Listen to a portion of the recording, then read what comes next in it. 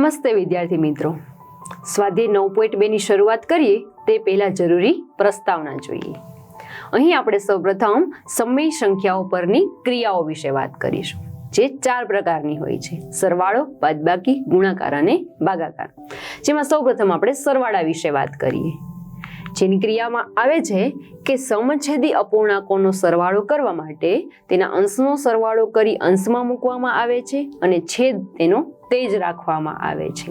તો ચલો આપણે સરવાળા માટેની ક્રિયાનું એક ઉદાહરણ જોઈએ.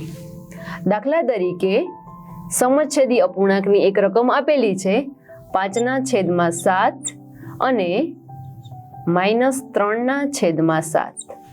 આ બંને રકમનો સરવાળો કરવો છે તો અહીંયા થશે 5/7 વત્તા -3/7. અહીં જોઈ શકાય છે બંનેના છેદ સરખા છે, તો છેદમાં બંનેની બદલે એકવાર લખવાના. અંશમાં જે પ્રક્રિયા છે એ કરવાની છે. અહીંયા પ્લસ માઇનસ માઇનસ થશે તો અહીંયા થશે માઇનસ. જો વાસ્તવમાં સરવાળો જ કરવાનો છે, પરંતુ પ્લસ માઇનસ માઇનસ થાય એટલા માટે અહીંયા થશે માઇનસ. 5 - 3 એટલે કે થશે 2. 2/7. અહીંયા છેદ નથી ઉડતા તો આ થશે તેનો જવાબ. ત્યારબાદ બીજી ક્રિયા છે બાદબાકીની ક્રિયા. અહીં સમછેદી અપૂર્ણાંકની બાદબાકી કરવા માટે તેમના અંશની બાદબાકી કરી અંશમાં મૂકવામાં આવે છે અને છેદ તેનો તે જ રાખવામાં આવે છે. સેમ પ્રક્રિયા સરવાળામાં હતી એ જ રીતે, પરંતુ અહીંયા અંશમાં બાદબાકીની પ્રક્રિયા કરવાની હોય છે. તો ચલો એવું એક ઉદાહરણ જોઈએ.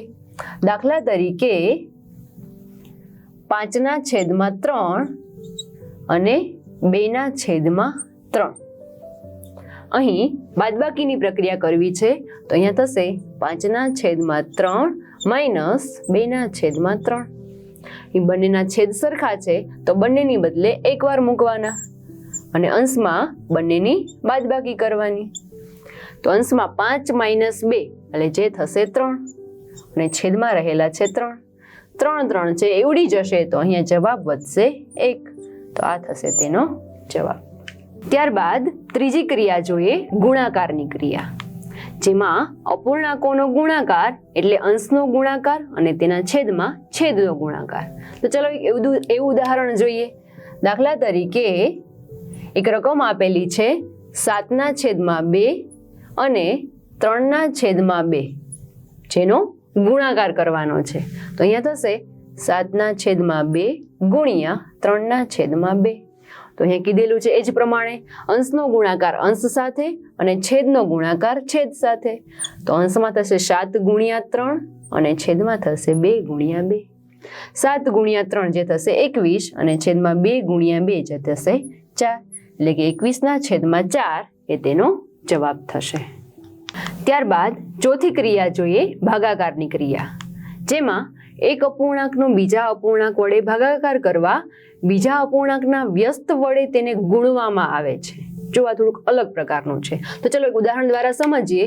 દાખલા તરીકે અહીંયા રકમ આપેલી છે 2/7 અને 3/5. આનો ભાગાકાર કરવો છે તો સૌપ્રથમ અહીંયા આવું થશે કે 2/7 ભાગ્યા 3/5. અહીંયા જો ભાગાકારની નિશાની આવે એટલે જે બીજું પદ છે તેનું વ્યસ્ત કરવાનું અને નિશાની છે એ ગુણાકારની થઈ જશે. તો અહીંયા થશે 2/7 ગુણ્યા 3/5 નું વ્યસ્ત, એટલે કે તેનું સ્થાન છે એ બદલાઈ જાય. 5 અંશમાં આવી જાય અને 3 છેદમાં આવી જશે. હવે વચ્ચે ગુણાકારની નિશાની છે તો ગુણાકારમાં કરતા હતા એ જ પ્રમાણે અંશનો ગુણાકાર અંશ સાથે અને છેદનો ગુણાકાર છેદ સાથે. તો અહીંયા અંશમાં 2 અને 5 છે અને છેદમાં 7 અને 3 રહેલા છે. તો અંશમાં થશે 2 × 5 એટલે 10 અને છેદમાં 7 × 3 એટલે કે 21. તો આ 10/21 એ તેનો જવાબ થશે.